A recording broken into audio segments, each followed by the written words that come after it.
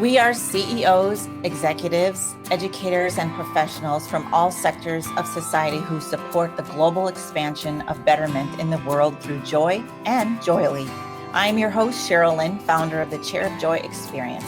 Together, we have developed the World Council of Joy, and our council invites CEOs and innovators from impactful organizations to the JOYELY Podcast.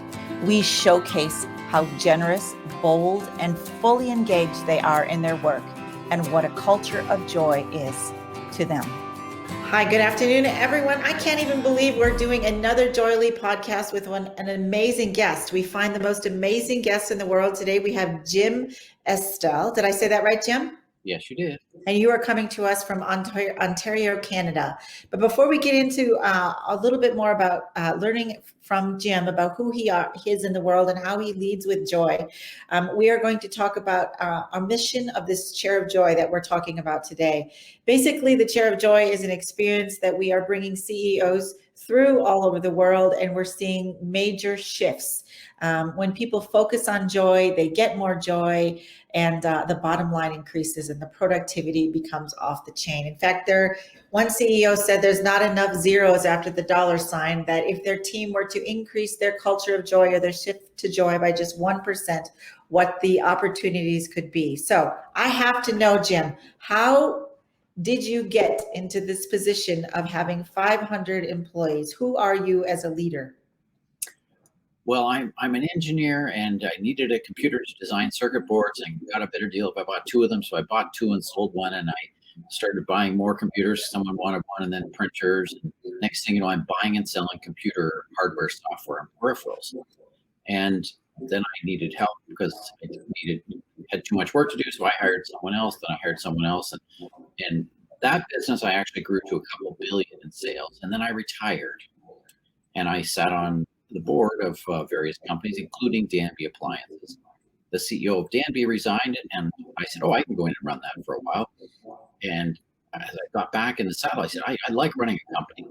So I said, this will be my next decade. And then the ownership group said they wanted me to sell the company. I said, well, how much for? They told me. So I said, okay, fine, I'll take it. So that's how I ended up owning Danby Appliances.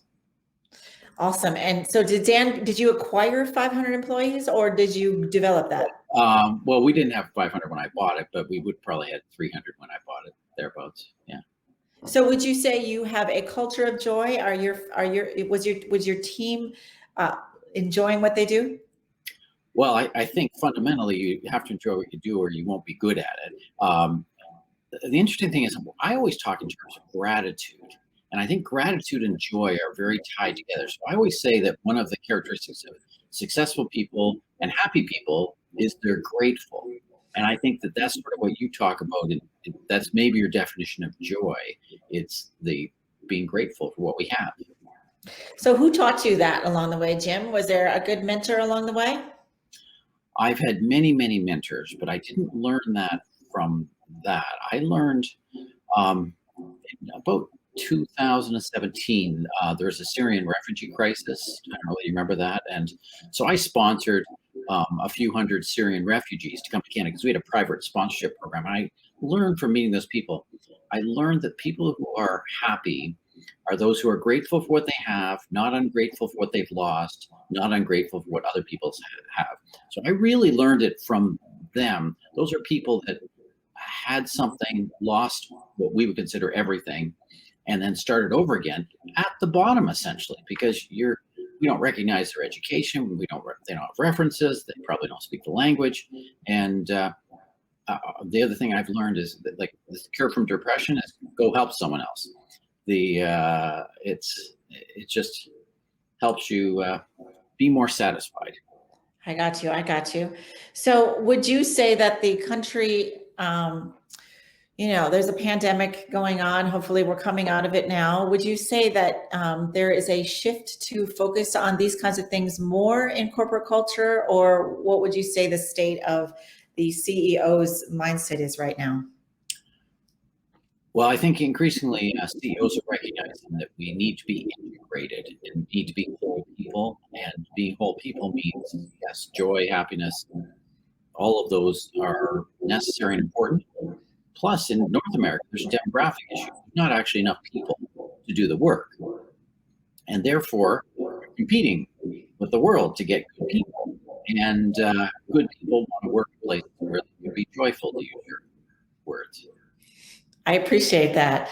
I always say happy is kind of a fleeting moment. Would you agree? Like when you are kind of sad, maybe you might want to buy a new outfit and then your outfit gets torn or dirty or broke, it's not the same. So happy kind of comes and goes. But joy is something that's sustainable, and it is indeed developed from gratefulness. And so there's all kinds of ways to fuel our joy, but it's always the ultimate goal. I think it's all of our basic right. Just like you said, it's everyone's basic. What was it on your sustainability? It's everyone's basic right to have what was it? Do you remember? I don't remember off the top. Let me look. It's our basic right to have. Oh, this was cool. I liked it. Ethical working conditions are not a privilege, but a right. So I think that that's something that you highly value. So when you're doing things that are very valuable to you, that it creates more joy for you and others. That is correct. I mean, Danby's tagline is "Do the right thing," which is another extension of that. And it means you don't really need a manual on how to do things. You just do the right thing. It makes it much easier than having a manual to say, how do you treat your customers? How do you treat your coworkers? How do you treat suppliers? Just do the right thing. But I really like your concept of joy, because I think I was working on some of the fundamentals of gratitude, and I was tying it to the happiness. But you're right about happiness being more fleeting. Gratitude you can control, and I think that does lead to joy, which again gives you more control. Well, thank you for that. I appreciate your learning there. Yeah, I'm always happy when someone can hear this. I think that we have a universe that has this suicide and the drug trafficking and there's social injustices all over, and the yelling and the screaming and the angry and the lack of focus on joy and maybe stillness is something that is my mission. And I really just appreciate hearing you say that. Great. What's that? Great mission. Great mission. Thank you. So what were some of the roles that you've had in your life? And I'm curious if those roles did you move from one role to the next based on, oh gosh, an opportunity just showed up? Or was it something that you said, this would give me more joy? What was the process? So largely I built my company under me. That's how I ended up with a bigger company, not saying, oh, I want to move from this company to another company. I just kept building my own company. And the reason I grow the business is it gives opportunity for people, which is another aspect of satisfaction. It gives people opportunity. And actually, when you're in a company, you don't thrive if you don't change. And growth is the best change. Otherwise, next year, the only way we can make money is by tightening our belt, and that's never fun. What's fun is to grow your sales, and then you instead of, like, I love just adding 20% to sales, 10% to the staff. Everybody's happy with that. Where if you don't grow, you can't do that. And how has it been this last year? Are you seeing growth? Yes, we've been very, very fortunate. I'm very grateful because we make appliances, which freezers and fridges, and everybody needs freezers and fridges in pandemic, and we sell goods. I believe the economy sort of flipped from a services economy to a goods economy. So even things like wine coolers are selling well, and that's because people aren't going out to dinner. Oh, they want to improve their home. You didn't spend money on a vacation. Well, it doesn't take much of a vacation to buy the best wine cooler you can buy. So we have been very fortunate in the pandemic. But at the same time, as a leader or CEO, it is extremely difficult to not be with your people and not be able to walk through your factory, and not be able to. So everything's Zoom, everything is video, and it's just not the same as the good old days, so to speak. So how is the manufacturing? How is that working for you right now? Well, clearly we're managing. If you looked at some of the processes, you would say that's a crazy way to set things up. You have to walk down an aisle to the end and turn around, come back just to go to the washroom, or plexiglass. We should be in the plexiglass business. It's just plexiglass and people wear masks and stuff like that. So it's a challenge, and it's a challenge to the efficiency. But the life in the world is about challenges, and that's what we do as companies with people. We rise to the challenge, right? I really appreciate that. I'm very visual, so I'm curious, to make refrigerators and continue to fill orders, is your plant up and running? Are people doing the work? Oh yes, yeah, absolutely. The physical plant is, but the if you're in accounting, accounts payable or accounts receivable or sales or marketing, most of that, all the office staff will work at home. I was in the office yesterday, and it's just it's almost scary. You walk through an office that has, seating for over 100 people, and gee, there's 2 people. It's almost scary. But factories and warehouses, you can't drive a forklift at home. You have to be in and do it. And the efficiency is not as good as it was because of the distancing. You just can't have people working in close quarters. And that has created costs. So there's more costs. We also import a lot of product, and logistics are really challenged right now. I mean, these are all just business challenges. I mean, I'm sure you've read about the chip shortage. So you can't get chips, and then chips are more expensive, and then you can't get containers coming with parts or with product from China. You can't get port space. Inland shipping's more. Everything has gone up. Combined with the high demand for our products means prices go up. And then customers get upset because prices go up. And it's just a continual list of challenges. But my business is just like everybody's. I'm sure there's challenges in every other business. So it's all good. How do you see that 100 space building filling up again? Is it sometime this year, or maybe not ever?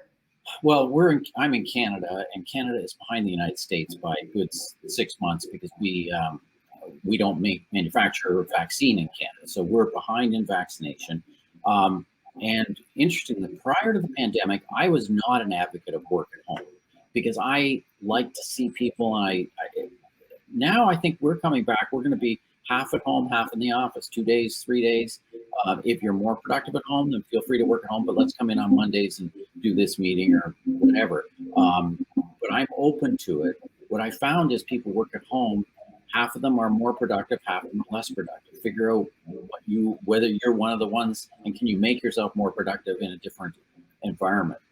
I do think we're living on past glory to a certain extent. We can work functionally together because we work together when we were in an office. I think that in person, you just get a little bit better rapport, a little better communication, a little better. It's often, especially for me, I learn things while I'm not in a meeting, while I'm not even specifically meeting with someone. I'm making tea and someone, I'm having lunch in the lunchroom, or you just see things. You walk back through the warehouse and say, wow, how come we have a stack of those?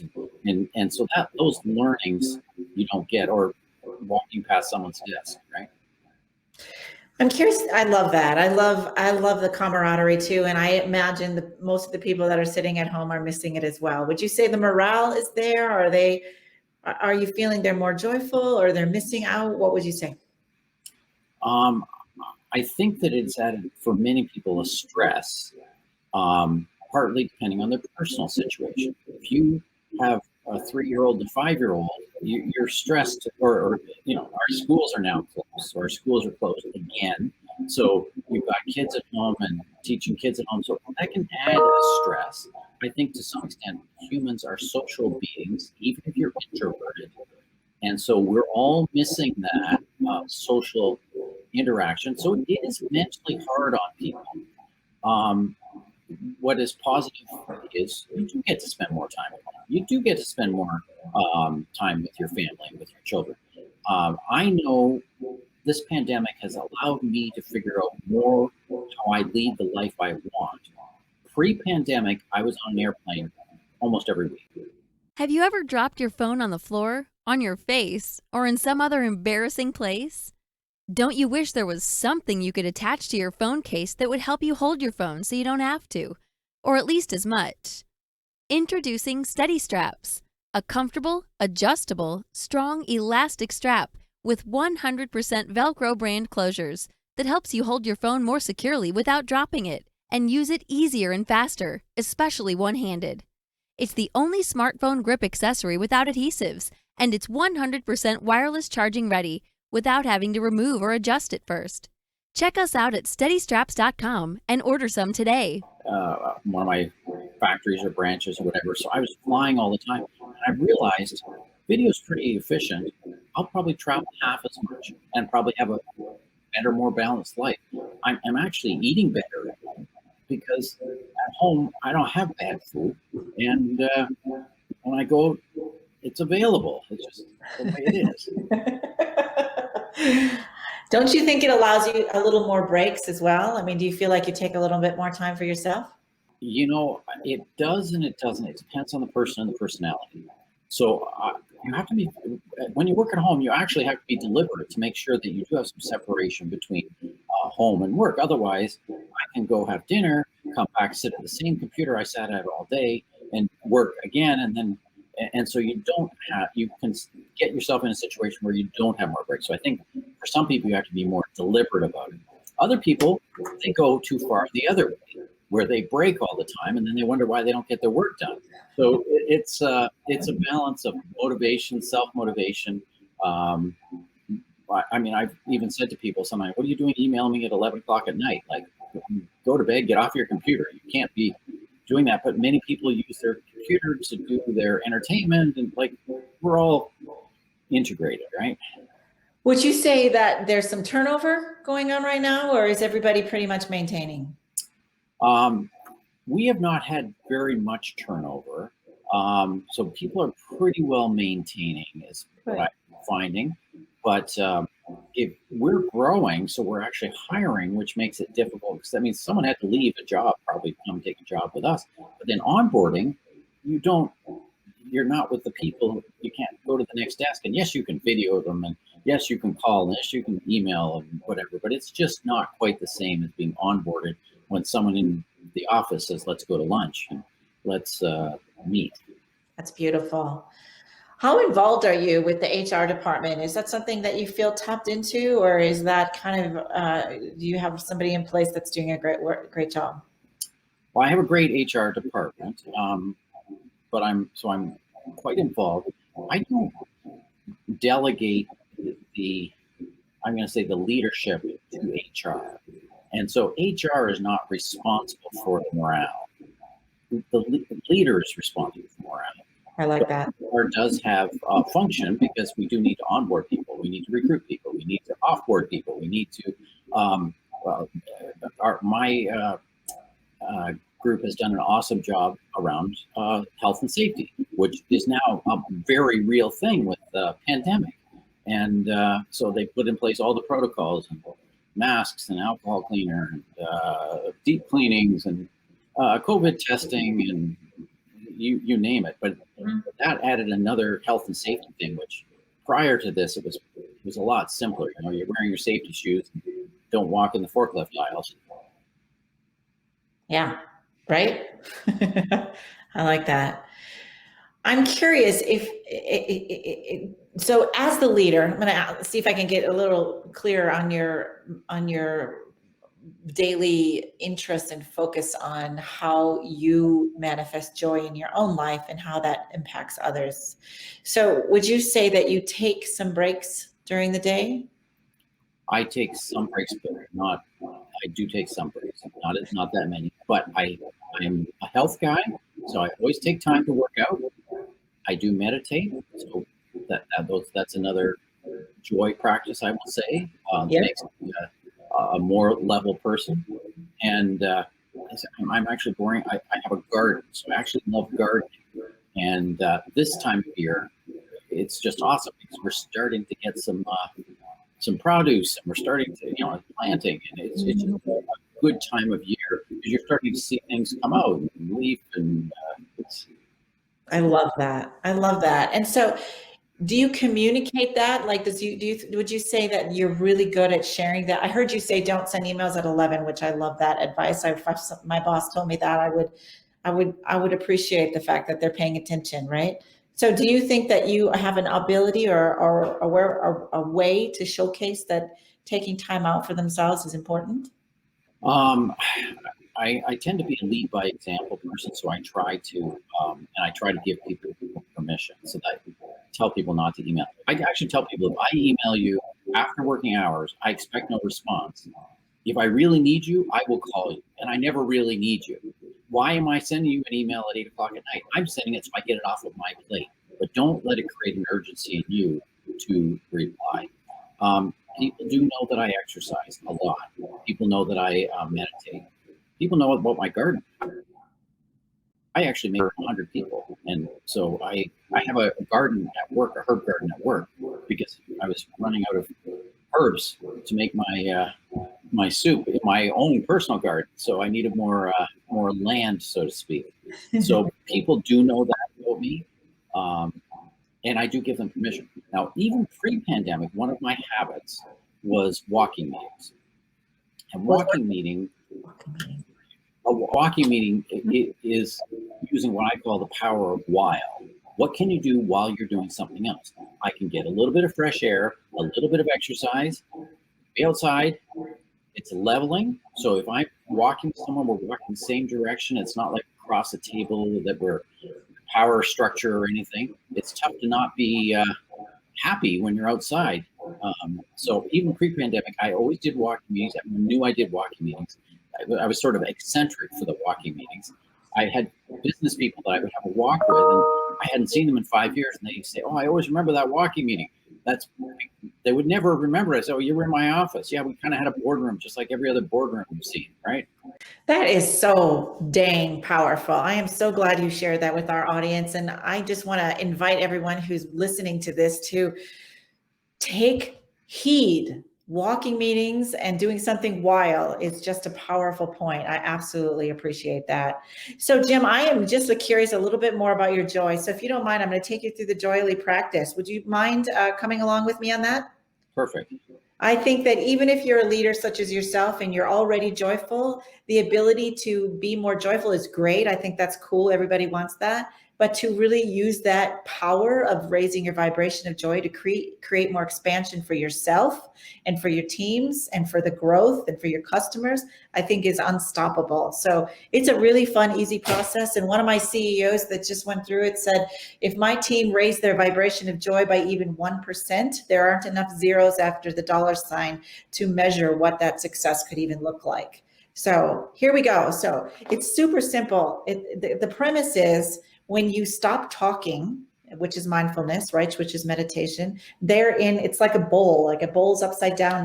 You can't put anything in the bowl. But if you stop and turn the bowl over, things can come in, problems to solution, more success, more ideas, more creativity, more inspiration. So that's something all teams strive for, is how do we have the ability to do that more often?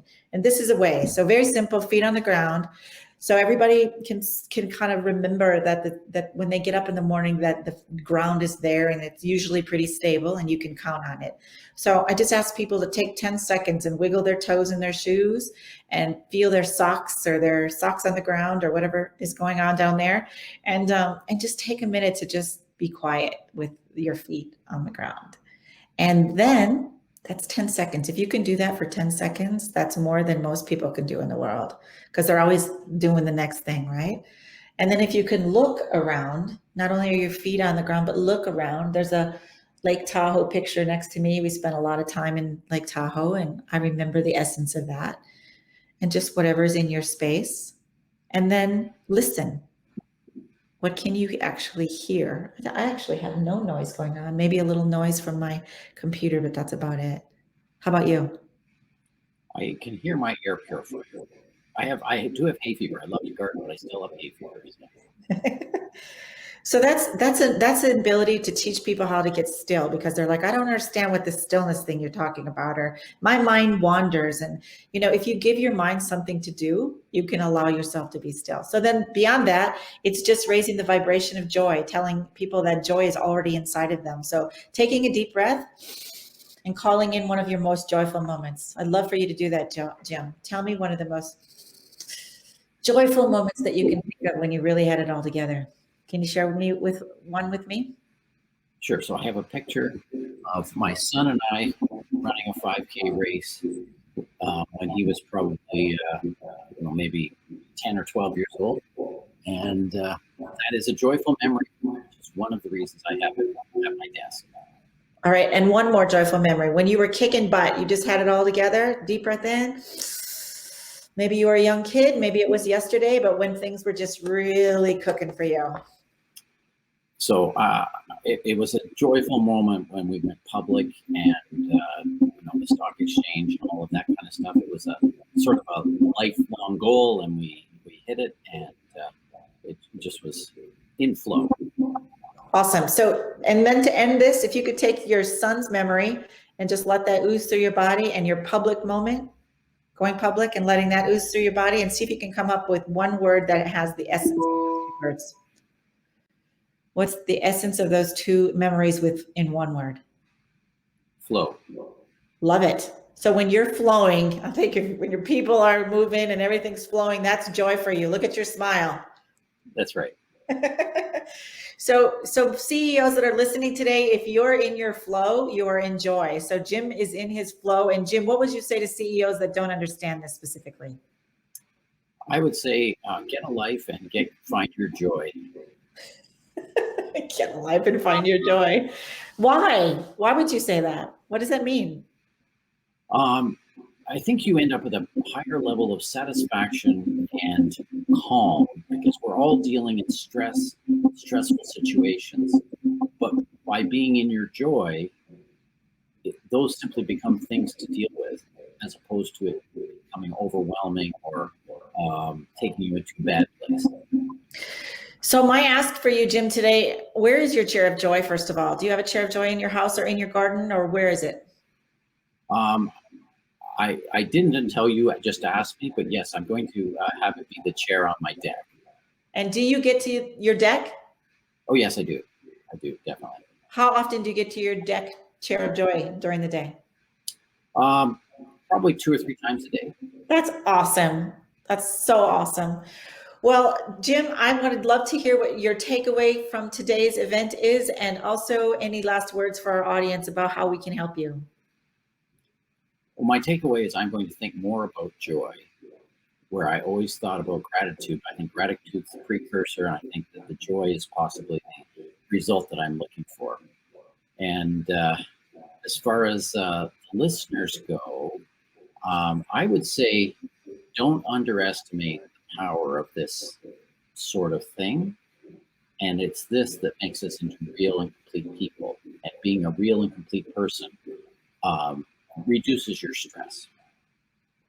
That's awesome, Jim. Thanks for being with us from Danby. And what's your website so people can check out all of your products? It's www.danby.com.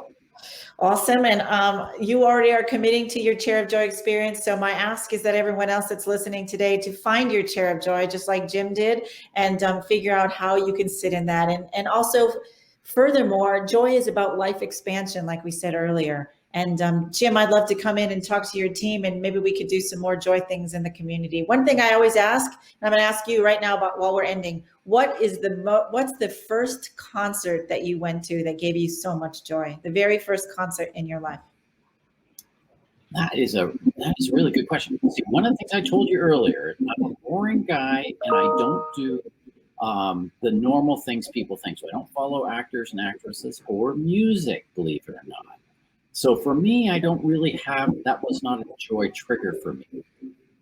Joy trigger for me was a canoe trip, which for me, being solitude on glassy water in a canoe, can't beat that in my memory.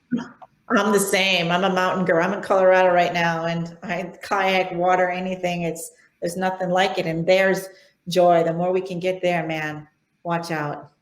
Well, thanks, Jim Estill, for being on our podcast today. And I look forward to continuing a conversation with you down the road. And I thank you for your commitment to joy and all the work that you're doing in the world. Well, thanks for having me.